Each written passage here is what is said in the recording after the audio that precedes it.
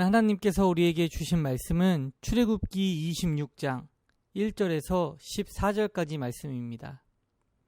너는 성막을 만들되 가늘게 꼰 배실과 청색, 자색, 홍색실로 그룹을 정교하게 수놓은 10폭의 휘장을 만들지니 매 폭의 길이는 28규빗, 너비는 4규빗으로 각 폭의 장단을 갖게 하고 그 휘장 5폭을 서로 연결하며 다른 5폭도 서로 연결하고 그 휘장 이을 끝폭가에 청색골을 만들며 이어질 다른 끝폭가에도 그와 같이 하고 휘장 끝폭가에 고 신궤를 달며 다른 휘장 끝폭가에도 고 신궤를 달고 그 고들을 서로 마주보게 하고 금갈고리 신궤를 만들고 그 갈고리로 휘장을 연결하여 한 성막을 이룰지며 그 성막을 덮는 막 곧 휘장을 염소털로 만들되 11폭을 만들지며 각 폭의 길이는 30규빗, 너비는 4규빗으로 11폭의 길이를 갖게 하고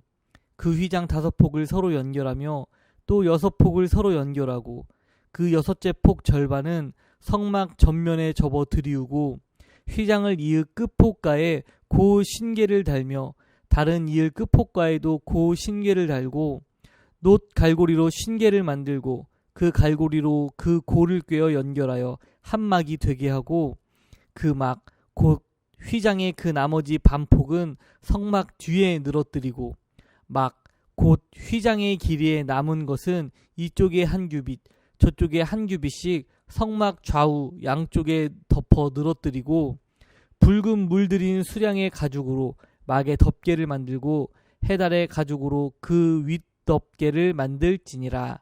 아멘.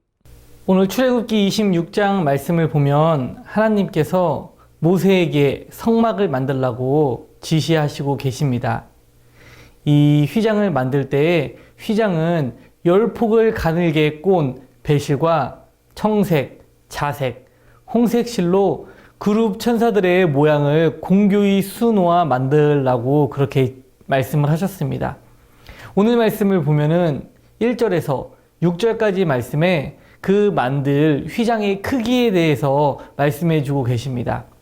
이 크기를 가늠하기 위해서 성경 말씀에는 그 이스라엘의 그런 치수 단위 규빗이 나오기 때문에 이 규빗의 크기를 45cm로 환산해서 바꾸어 보면 휘장은 매 폭의 길이가 28규빗으로 약 12.9m가 되고 너비는 4규빗으로 약 1.8m로 하며 그와 똑같은 휘장 5을 서로 이어서 또 다른 휘장 5을 또 서로 이어서 만들라라고 말씀을 하셨습니다.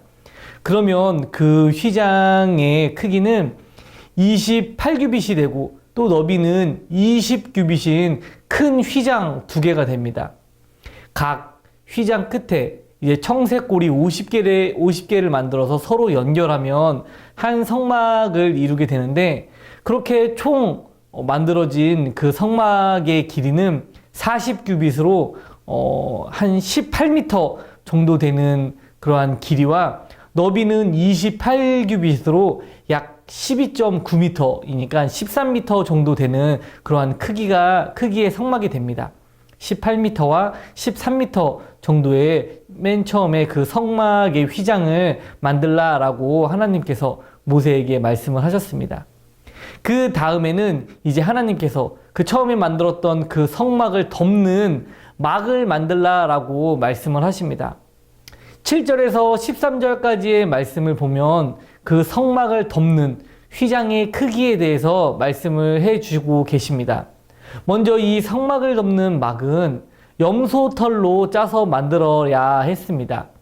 그것은 각 폭의 길이가 13.8m이고 너비가 1.8m인 11개의 휘장을 염소털로 만들어서 5폭을 서로 잇고 또 6폭을 서로 이으라라고 이렇게 말씀을 하셨는데 6째 폭의 절반은 성막 앞면에 접어내리고 나머지 절반은 성막 뒷면에 내리게 이렇게 하도록 말씀을 하셨습니다.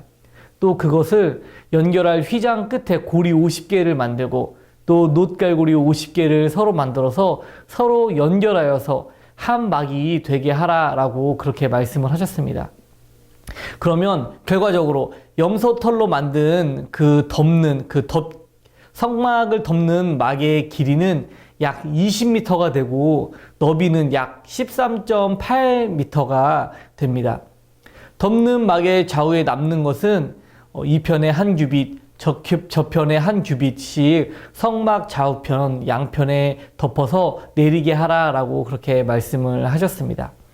그 다음에는 이제 하나님께서 14절 말씀을 보면 붉은 물들인 수량 가죽으로 그 덮개를 만든 염소털 막에 또 그 막에 덮개를 만들라라고 그렇게 말씀을 하셨고, 이제 마지막으로 해달 가죽으로는 가장 맨 윗부분을 덮을 그 윗 덮개를 해달 가죽으로 맨 위에 덮개를 만들라라고 이렇게 말씀을 하셨습니다.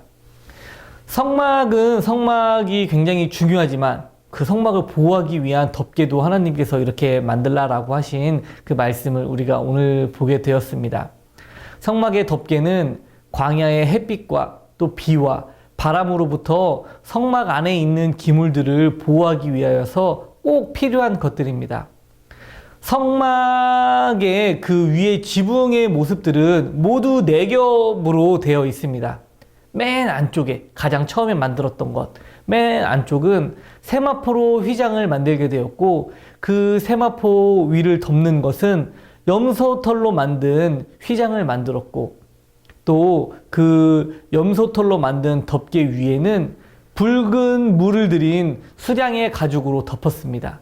그리고 맨 겉부분, 맨 위쪽은 해달의 가죽으로 맨 위에 덮개를 만들었습니다.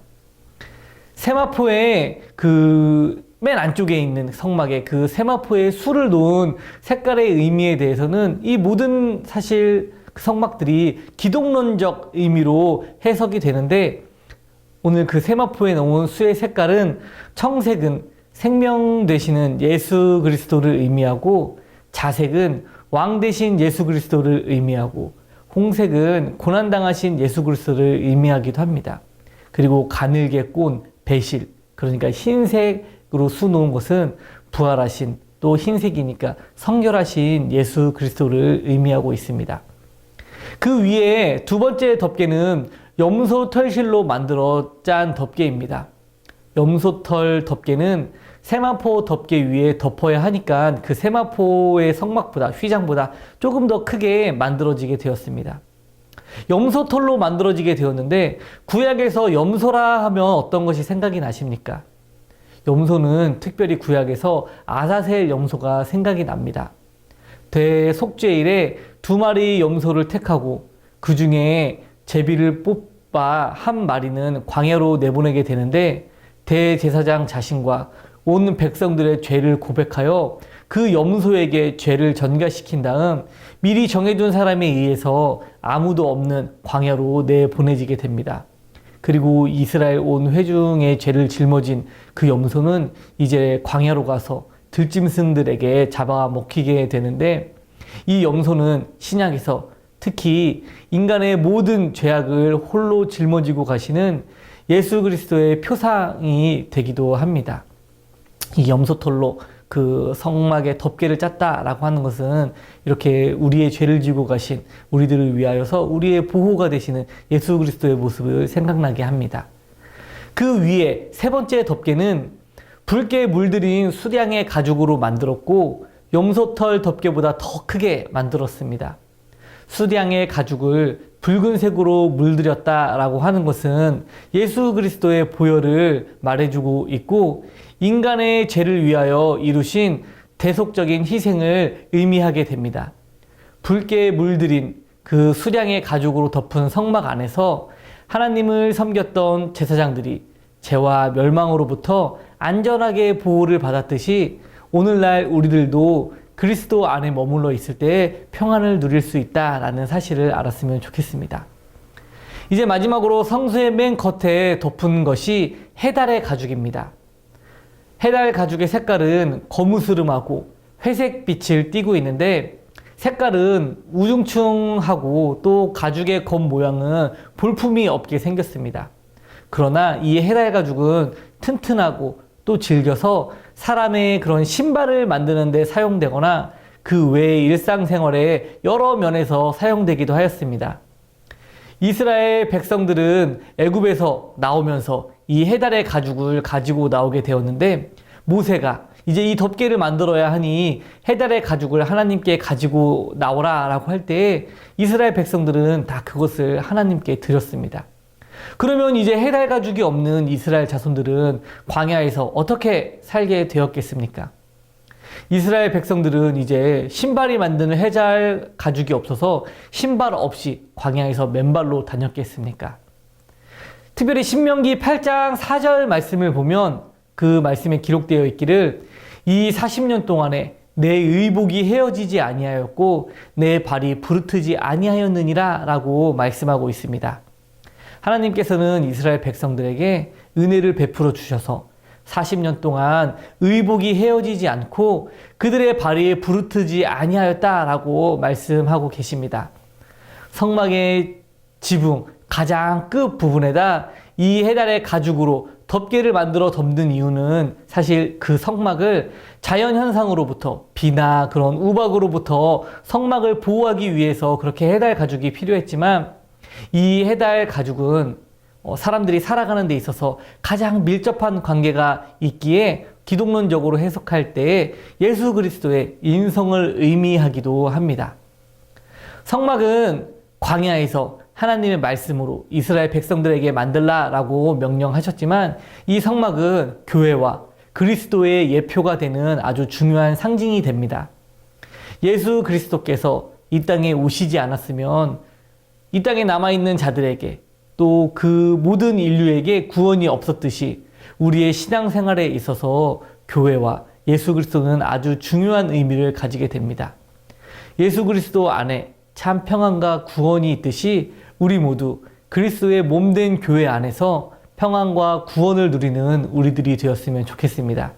그리고 광야에서 생활하는 이스라엘 백성들을 위하여서 하나님께서 그들에게 성막을 만들라라고 하신 것처럼 우리들도 예수 그리스도를 믿는 믿음 안에서 하나님께 나아가는 귀한 신앙인의 삶을 살아가는 우리가 되기를 간절히 소망합니다.